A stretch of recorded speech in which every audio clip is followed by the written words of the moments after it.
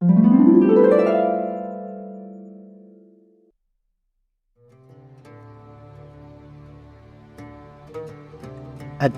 الأول التحية والتعارف. الحوار. السلام عليكم ورحمة الله وبركاته. وعليكم السلام ورحمة الله وبركاته. كيف حالك يا أخي؟ الحمد لله بخير. وكيف أنت؟ أنا بخير. ما اسمك يا أخي؟ اسمي علي. وما اسمك يا أخي؟ اسمي أحمد. من أين أنت يا أحمد؟ أنا من بادع. ومن أين أنت يا علي؟ أنا من بوكيت تنجي. أهلا وسهلا يا علي. أهلا يا أحمد. أنا سعيد بمقابلتك. Al-Idah. Penjelasan. Pertama, penggunaan istilah atau ungkapan yang ada pada hiwar yang sudah kita baca. Pertama, pada ungkapan bertanya tentang kabar. Ada dua jenisnya, yaitu bertanya tentang kabar kepada seorang laki-laki dan juga kepada perempuan. Kaifa haluka? Atau kaifa haluki? Maka cukup kita baca dengan kaifa haluk.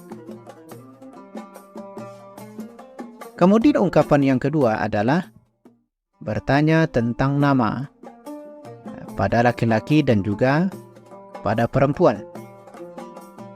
Masmuka ya akhi? Atau masmuki ya ukhti? Kemudian penggunaan istilah ketika kita bertanya atau mengungkapkan perasaan senang bertemu dengan seseorang, baik laki-laki maupun perempuan.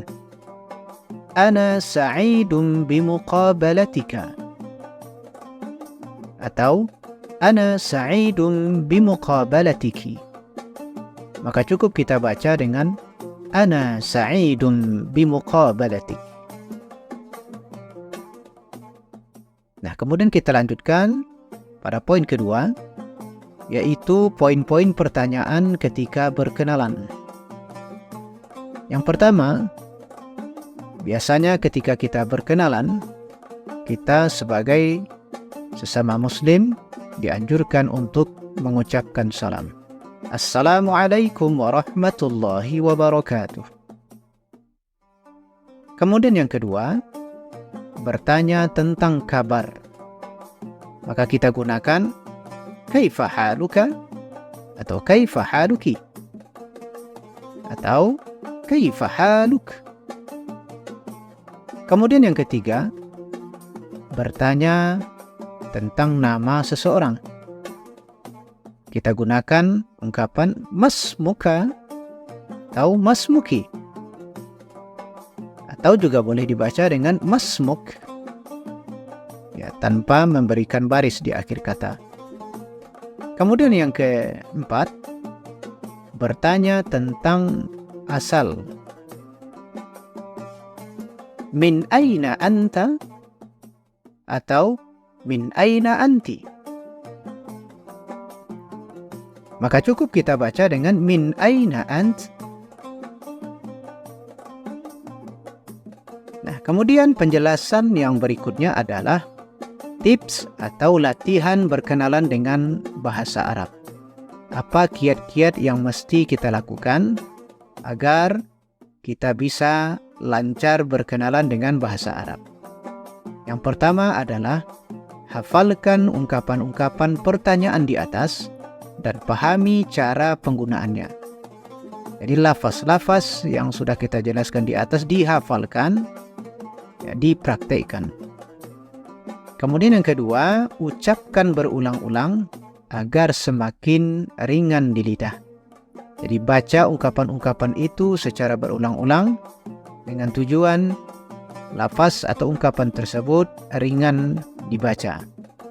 Kemudian yang ketiga, praktekkan bersama teman-teman Anda. Nah, ini yang paling penting atau menjadi kunci, bahwa semakin banyak kita mempraktekkan, maka semakin lancar dalam berkenalan menggunakan bahasa Arab. Kemudian yang terakhir, sering mendengarkan audio percakapan bahasa Arab. Ini bisa saja kita dapatkan dari mana? Ya, dari mana saja. Ya, karena banyak sumber yang bisa kita rujuk untuk melatih atau mendengarkan audio percakapan dalam bahasa Arab. Nah, kemudian yang terakhir adalah kaedah kebahasaan. Yang akan kita kaji hari ini adalah tentang dhamir atau kata ganti orang. Nah, di dalam bahasa Arab kita mengenal ada 14 dhamir atau kata ganti. Sangat banyak atau berbeda dengan kata ganti pada bahasa-bahasa yang lain. Nah, dalam bahasa Arab kita mengenal ada dua jenis dari 14 dhamir itu. Pertama untuk laki-laki, kemudian yang kedua dhamir untuk perempuan. Nah, kecuali nanti pada kata ganti ana dengan nahnu itu bisa dipakai untuk laki-laki dan perempuan. Nah, mana yang 14 dhamir itu? Ya, huwa, huma, hum, hiya, huma, hunna. Anta, antuma, antum, anti, antuma, antunna. Ana, nahnu. Nah, dhamir yang 6 ini, huwa, huma, hum, hiya, huma, hunna. Nah, ke-6 dhamir ini disebut dengan dhamir ghaib atau kata ganti orang ketiga. Maksudnya adalah yang 6 ini orangnya tidak berada di hadapan kita atau tidak menjadi lawan bicara. Kemudian selanjutnya ada anta, antuma, antum, anti, antuma, antunna. Nah, dhamir ini disebut dengan dhamir mukhatab. Artinya kata ganti orang kedua atau orang yang menjadi lawan bicara kita. Berada dia di hadapan kita. Nah, sedangkan dhamir ana dengan nahnu ini disebut dengan dhamir mutakallim. Dhamir mutakallim atau kata ganti orang pertama. Nah, inilah orang yang dikatakan sebagai pembicara, ya. Orang pertama sebagai pembicara, orang kedua sebagai lawan bicara, orang ketiga orang yang kita bicarakan. Artinya dia tidak berada di hadapan kita. Demikianlah penjelasan kita. Semoga apa yang dijelaskan bisa bermanfaat. Syukran. Wassalamualaikum warahmatullahi wabarakatuh.